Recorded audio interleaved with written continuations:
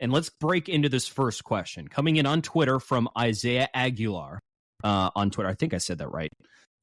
There's an H-E in there, but I think or an E. Isaiah E. Aguilar on Twitter. And his question is, if you could take any Mariners player from any era and add it to this team at the deadline, who would it be and what would the trade package to get them look like, assuming the players had the same exact career trajectory from the age time you acquire them? Okay, here's my answer to this. You would think I'm going to say Ken Griffey Jr. I'm actually not going to here. I went with Edgar in this regard for a couple reasons. The Mariners just need a bat. They need an impact bat that is going to provide a force at the plate, that's going to walk, and isn't going to strike out. Edgar does all three of those things. Paired with the fact that Edgar Martinez, even if you're acquiring him in his prime, it's not going to be cheap by any stretch, by any way, shape, or form, but it would cost you less than what trading for Prime Jr. would cost. Trying to trade for Prime Ken Griffey Jr. would be like trying to trade for Mike Trout in 2015 or 2016, when AKA the asking price is basically he's untouchable, but even if you tried to get to the table, it'd be like, here is multiple established big leaguers and each of our top 5 to 6 prospects. Julio? Sure. Yeah. He would be on the block. So Edgar, I would say, would cost something like 3 of your top 10 for a DH, 3 of your top 10 prospects, with at least 1 or 2 of them being absolute blue chip guys. Because again, like amazing bat, but no positional value, or like defensively. So you bring him in, you give up the prospects to get him, and he just starts absolutely mashing. That would be my guy I'd go after. So here's what I did. I thought about it. It would be really easy to pick a Hall of Famer. And the 3 obvious ones, Ichiro, Griffey, Edgar. Like total obvious, like slam dunk. You would take him in a heartbeat. All 3 of those guys would make a major impact on this team. But I wanted to challenge myself a little bit more. In honor of Buhner Buzzcut tonight here on Thursday, I said 1996 Jay Buhner. Lyle, is 1996 Jay Buhner not exactly what this Mariners team needs? I mean, we're talking a 127 WRC plus, 44 bombs, a 370 on-base percentage, walks 12.5% of the time, has got an absolute nuke of a right arm in a corner outfield spot. Tell me that wouldn't fit right in on this team. That sounds great. What does he cost? He wouldn't cost much. So at that point, he'd had 2.5 years of control left. He was costing $5 million a year then. If you extrapolate that out today, he probably makes similar to what Michael Conforto makes right now. And Michael Conforto makes $18 million. So say you'd be on the hook for 2 more years at $18 million each. And then you'd be on the hook for 2 months at a prorated of what our $18 million is. So really, you're taking on a good chunk of cash in that sense. So it costs you, I would say, so your first prospect you throw in there, your highest rated one, would be, the line would probably be right around Ty Pete at this point. You'd give up him, and then you'd add, I don't know, Michael Morales or something like that, and John Nicklaus, and you call it good. Because 2.5 years with the money attached, he was 30 years old at that point. And I feel like that's what the cost would be. But man, what an impact that dude would make. 44 bombs as a corner outfielder. He's like exactly what they need.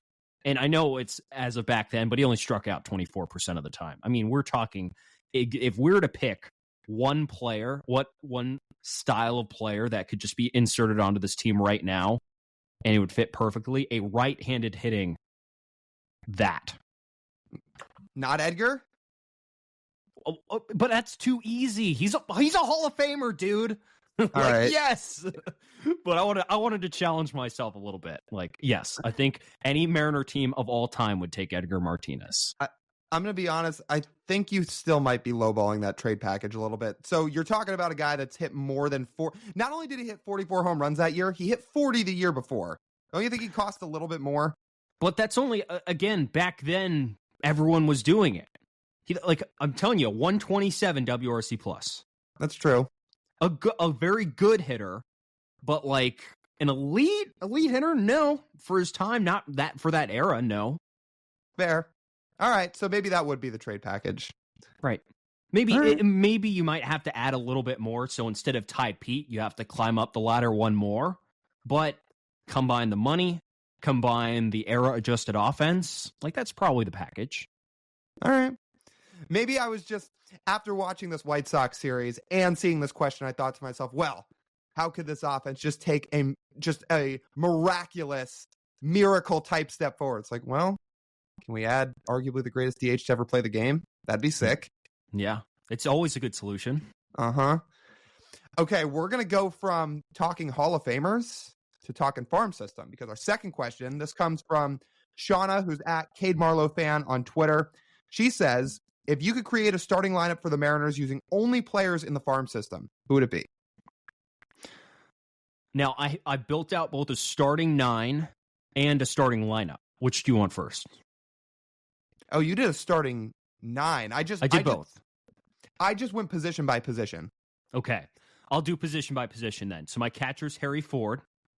First baseman, because he's technically still a prospect, is Tyler Locklear. Cole Young's at second. Felning's at short. Colt Emerson's at third. My outfield right now in the Mariners system is Spencer Packard, Johnny Farmello, and Victor Labrada. My DH is Laz, and my starting pitcher is Logan Evans.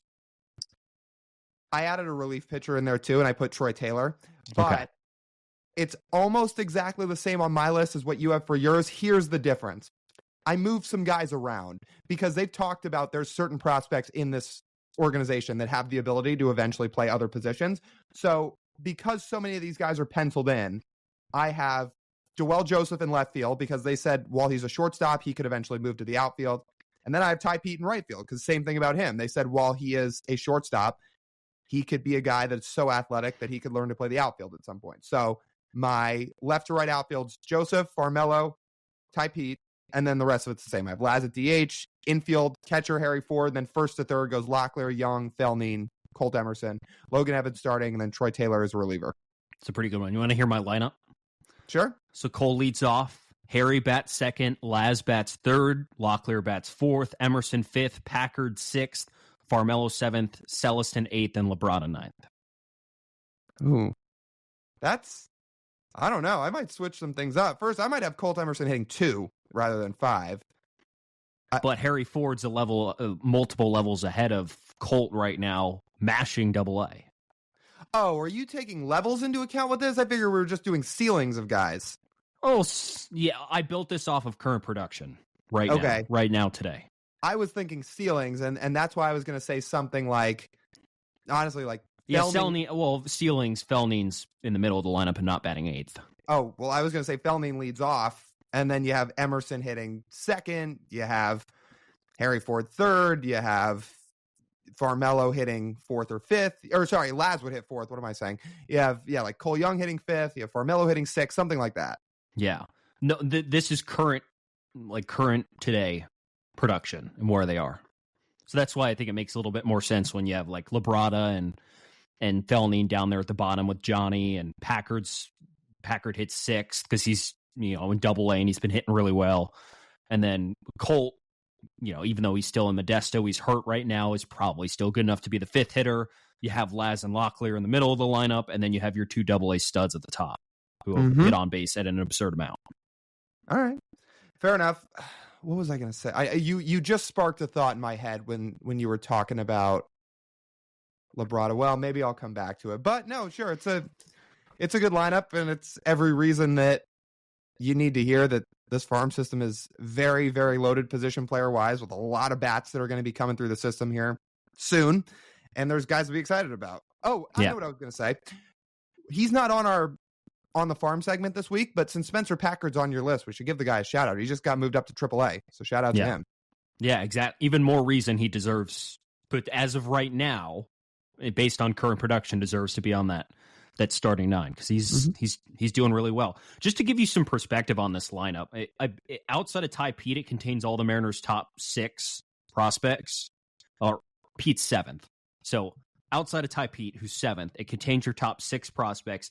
And the Mariners, if you go look on MLB Pipeline, top 7 prospects, all hitters under the age of 21. That's pretty good. It's pretty good. You could almost build a starting lineup at it. Or, you know what? I think you mean 21 or younger, right? 21 or younger. Yeah. I was going to say, I think Cole and Harry are 21. Yeah. Harry's 21, Cole's 20 right now. Oh, you're right. Yeah. Yeah, hey, my lineup had Ty Pete in it. Like I said, I just had to adjust some things around. And for all we know, in what, 2 years, 3 years, Dewell Joseph could be way up on this list. Oh, 100%. Absolutely.